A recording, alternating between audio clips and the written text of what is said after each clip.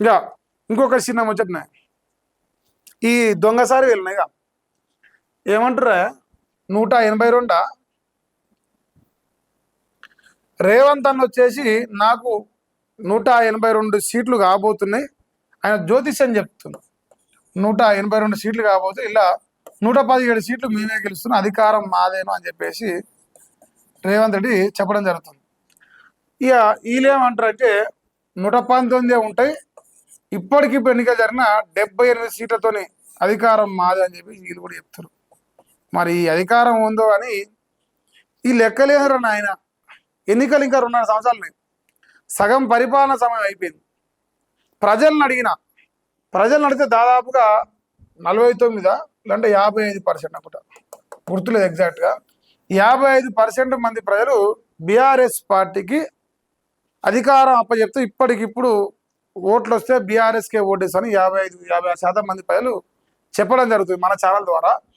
దీని ఓటింగ్ వచ్చేసి 11,000 మంది ఓటేసారు. మరి రేవంత్ రెడ్డి నిజంగా ఇదంతా అబద్ధమే, ప్రజలంతా నా వైపే ఉర్రు, ఎందుకంటే పథకాలు ఇవ్వకున్నా, పైసలు ఇవ్వకున్నా, అభివృద్ధి చేయకున్నా, ఆగం చేసినా, ఏం చేసినా ప్రజలంతా నా వైపే ఉన్నారు అని చెప్పేసి మీరు నమ్మితే, తమకు నిజంగా అంత నమ్మకం ఉంటే మీరు ఏం చేస్తారంటే అసెంబ్లీని రద్దు చేసి ఎన్నికలకు పోయి మీరు 119 చేస్తారా 182 చేస్తారా పక్కన పెట్టరు. 51 మార్కులు రావాలి మీకు. ఇప్పుడు 51 మార్కులు రావాలి.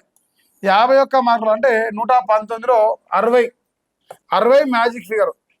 ఈ 60 మ్యాజిక్ ఫిగరు ఒంటరిగా మీకు వస్తే ఈ తెలంగాణ రాష్ట్రం రైతాంగం కానీ, ప్రజలు కానీ, నిరుద్యోగులు కానీ, సబ్బండ వర్గాలు కానీ మీకు శతకోటి ప్రణామాలు పెట్టి మీకు మూసుకుంటాం అందరం నోట్లు.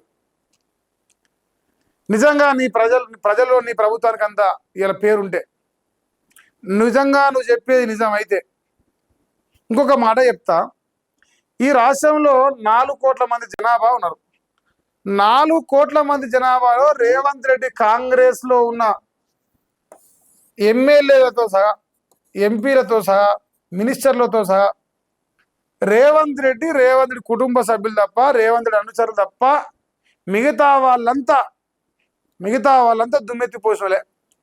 చూపిరా 4 కోట్ల మంది రేవంత్ రెడ్డి తిట్టినోళ్ళు ఒక్కరిని చూపి. ఇది రేవంత్ రెడ్డికి సంబంధం ఉన్న సన్నిహితులు కాకుండా కాంగ్రెస్లో ఉన్న కార్యకర్తలు తెచ్చుకున్నారు. ఈయన ముదన సంఘాల పోయి మన కాంగ్రెస్ అంటే ఇటు రైతు బంధు ఎక్కువ వచ్చినవిరా అని మీ కాంగ్రెస్ ఉన్న కార్యకర్తలు తెచ్చుకుంటారు. సో ఇది రాష్ట్రంలో కాంగ్రెస్ పార్టీకి ఉన్న పేరు ప్రతిష్టలు. మరి మా రేవంత్ అన్న చెప్తూ నీ అధికారంకి వస్తా అంటున్నాడు. ఈయనేమంటారు, నిజంగానే నువ్వు అధికారంకి వచ్చేది నిజం అనుకుందాం తెలిసేపు, మరి అంత బ్రహ్మాండంగా నీ ప్రభుత్వం ఉన్నప్పుడు రద్దు చేయ అసెంబ్లీని, ఎన్నికలకు పోదాం, గెలుస్తావా లేదా తేలుద్దాం అంటాడు. సో ఈ సవాల్ను స్వీకరించాలని నేను కూడా కోరుకుంటున్నా. స్వీకరిస్తానని నా డౌటే, నాకైతే తెలియదు, స్వీకరించాలని అనుకుంటున్నా.